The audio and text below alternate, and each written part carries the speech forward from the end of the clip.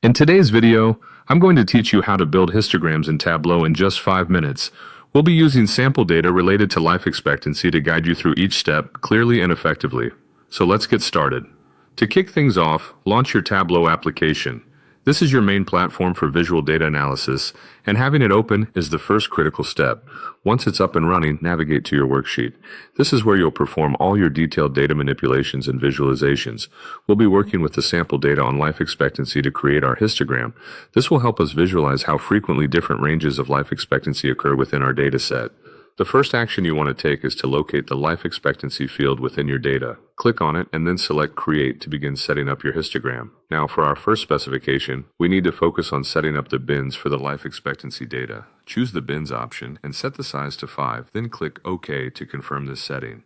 This essentially groups the life expectancy data into intervals of 5 years each, making it easier to visualize distribution patterns. After configuring your bins, drag this newly created bin field onto your column shelf. This tells Tableau to use these bin ranges as one of the primary dimensions of your histogram. Next, for your rows shelf, drag over the life expectancy data. This action will effectively set up the vertical axis of your histogram, detailing the frequency of each life expectancy bin across your data set. Let's refine our data specific to particular years for better insight. Click on the year field, convert it to discrete, and drag it into your filters pane. Here you can choose a specific year, such as 2015, by clicking OK after selection. This allows you to focus on a particular time frame within your data set, providing a clearer analysis of that year's data alone.